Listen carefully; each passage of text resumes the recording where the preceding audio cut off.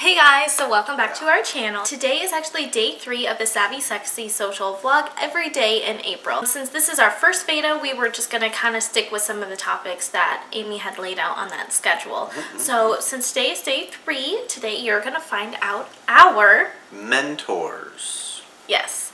So this is going to be kind of an interesting conversation because if you are in the same boat as me, you don't really have a mentor or a digital mentor. So we're gonna go into that. But first I want to know about who's your favorite mentor? Okay, well, favorite mentor and who are my mentors? So, interesting conversation. I have actually several different perspectives. Okay. I'm a little bit older than Autumn, so I have a little bit longer time to mess around with mentorship and stuff. So true. In the very beginning, I had some challenges growing up, and I failed to form a lot of emotional attachments to my family for a couple of different reasons. But one of my first mentors was actually my cats, because they taught me about, like, when somebody's hurt and it doesn't feel good, you go and be nice to them, things like that. So I had Killer when we lived in Saudi Arabia, and then I had Angel and Bandito when I lived here in the States, when I first got here. And really learning from them about just compassion and thoughtfulness. And it sounds strange to say that maybe for some people because of their references for cats, but cats actually are pretty awesome people and really nice and thoughtful. I mean, hell, we live with 3 of them, so we know. Yeah, we have 3 cats.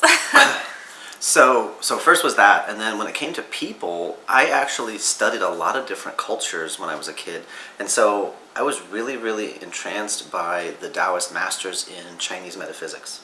And studying about the Tao, I'm 9 years old and I'm reading about Chinese metaphysics and the I Ching and things like that, because I'm really trying to get an understanding of the world and some of the mystics and why I was drawn to the martial arts as I was in Asian culture and philosophy, that the Zen masters and the Taoist masters really spoke to me on a lot of levels. And in my mid-20s, I found an author. It's actually, I'll put the link down below, but it's called The Seventh World of Chan. It was one of probably the most important books I've ever read, and I read it usually about every 5 to 10 years just to notice what new stuff was put in there that I missed the first time. Not so much because of that, because of me. I'm in a new level of awareness. And then my parents were great mentors because they gave me unconditional love when I was a jerk of a teenager and totally did not deserve it. And they gave me a lot of room and a lot of faith and love that I look back on now and go, wow, that was really impressive. But back then I kind of judged them and made them wrong. And then the last one would be, the second to last one would be Grandmaster Ming, who's my direct martial arts instructor, my Sifu. He's probably had the biggest impact on me as a human being, simply because he connected a lot of different stuff together that I've been working on and exploring my whole entire life. And then the last set would be Tony Robbins and some of the people in his community, like Steve Linder. They have been mentors to me. Tony more from a distance, and Steve much more directly, going through several certifications with him, and seeing what's possible with different knowledge and skills and capabilities, and getting out of your own way to help the world around you be a better place has been kind of the overarching theme for all the different places. And currently, I have a couple people helping coach me, but I don't really have a specific mentor that I look at and go, yeah, that's my ideal person. I'm sort of building that on my own internally and being my own mentor in a lot of ways. Yeah, so for me, I feel like I'm in a really interesting boat, and we've actually talked about this before, but I actually find it really hard to find a mentor, because there are like certain aspects of people's lives that I enjoy to watch or enjoy to see, and I'm like, oh, I aspire to be like that. But there's also a part of me where, like, naturally I kind of break down and see the gaps or the flaws or the holes. And so that's really hard because, like, for example, like, I love watching female entrepreneurs. I find them to be very motivating and inspiring, but most of them, I don't know if you guys have noticed, have either A, gotten like an au pair, a babysitter, someplace where they can park their kids 24/7, which we're not quite there yet, or B, they just don't have kids yet. And so it's really hard for me to relate to like somebody who's growing their business, because realistically, you know, right now we have like maybe on a good day 6 hours where Evie can just kind of chill while we like do our work. Like, so we get a couple hours during nap time, we get a couple hours in the morning if we wake up early, or we get a couple hours at night. But she goes to bed. For the most part, well, it's just... but not just do our work, but also clean and budget and plan and plot, because she like wants to be with us and engaged and playing and giving her phone. And like right now, she's at nap time, which is like really one of the only times where we can record videos. So like for me, it's just hard. Yeah, it's bad enough we have the cats jumping, and imagine a 2-year-old who wants to see what we're doing and be in it and then yell because we're not paying attention to her enough. Right, or... Love her. Anyway, so it's really hard, I feel like, for me to, you know, have certain mentors or role models or anything like that if they don't have kids. Right. And it's nothing against them. It's just truly... Well, it's like you want to be able to relate, and it feels like if they've parked their kids somewhere or don't have kids, it's hard to relate to those challenges because they've obviated the issue. Right. And then there are times where it's like, you know, we literally have to drop everything because Evie's got to go to the hospital or Evie's got to go to the doctor, or like we've decided to only have one car. So, you know, if somebody's at the doctor and somebody else has to get to work, it's an adventure. It's fun.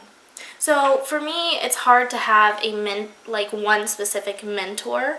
And I guess I'm always looking and improving and wanting and things like that. I like Gary Vaynerchuk, but at the same time, I can't, you know... Grind 24/7? Grind and hustle and, you know, all that other stuff. I also enjoy... There was a cattail. I also like Amy, obviously. You know, I really enjoy watching all of her videos, and I think that she's super inspiring, how she has truly grown her following to 60,000 loyal viewers with also going viral, which I think is really cool because, you know, I don't know if going viral is a good thing or a bad thing sometimes. I also like Sunny Lendarduzzi, who is, she does a lot of like tech tutorials and... Cats.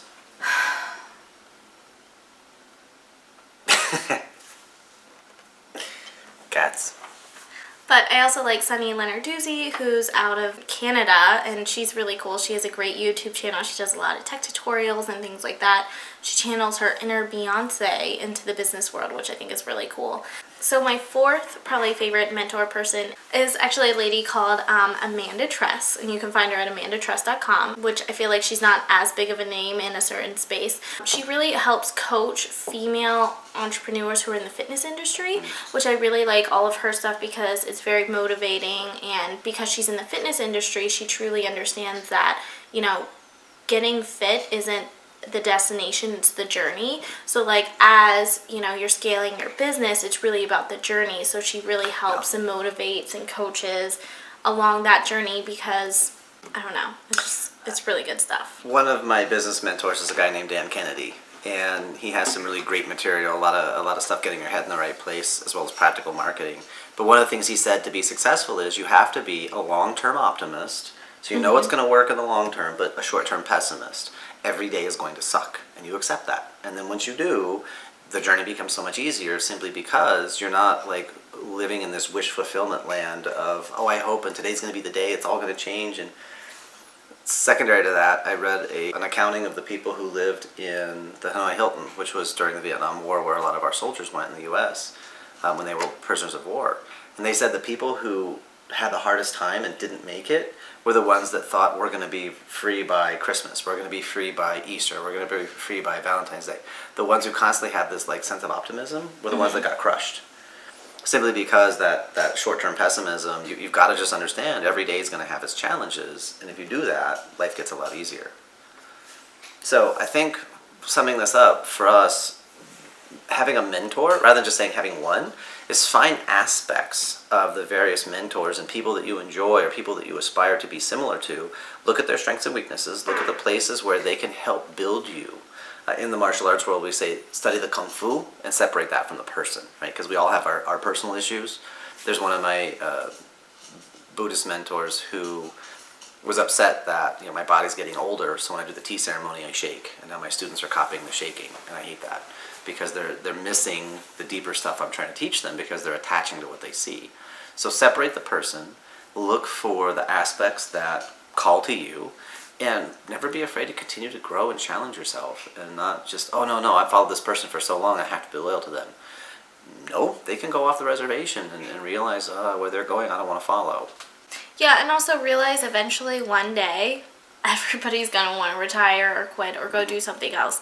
I know on YouTube everybody was really freaking out that Casey Nesty, Casey, you know who Casey is. Yeah, if you're watching YouTube, you probably know who Casey is. Everybody's freaking out because he stopped doing his YouTube shows and he stopped doing his YouTube channel. And the thing is, at some point, he was like, you guys don't really need me. Like, this, it's just, you know. It's a thing. It's just a thing. Mm-hmm. So. And final thought to leave you with before we close out is this. If in your life you cannot find anybody who inspires you, motivates you, encourages you, lifts you up, then look at what everyone around you is doing and don't do that. There you go. I don't know what you're going to do, but don't do what they're doing. Choose a different standard. And sometimes that's the best mentorship you can get in that moment. Truly. Mm-hmm. Well, guys, we hope that you enjoyed this very interesting chat with us today on the day 3 of the Savvy Sexy Social Vlog every day in April. SSS If you haven't already, please make sure that you hit that red button to subscribe because we come out with some amazing content. This is a little off kilter just because of it's April and things like that. But yeah, so we've kind of staggered our regular production schedule, although we will throw in some stuff along the way. We'll let you know when it's not a SVEDA. But otherwise, yeah, we are going to accept the challenge and vlog every day. And we're moving forward. Have a great day. Also, I just, for sanity's sake, make sure you hit the like button if you are actually here and also participating in Amy's vlog every day in April challenge. And let us know who your mentors are, because maybe we'll go check them out and start following them also. Super helpful. Absolutely. Okay. You guys want to see our cats? Let's watch our cats. Okay, hold on 1 second.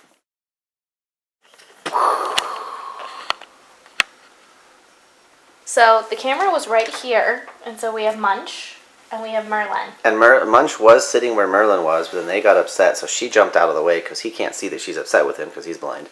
And then he took her spot, and then under the table, over here, dying all over the stage, is Snowbell making her parenting program video debut. Snowbell. Well, she's on camera. So what are you guys doing? Why aren't you petting me or feeding me? Where's my sunbeam? Yeah, it's cloudy out. There's no sun. Ah, the life of a cat. Bye, guys. Bye-bye.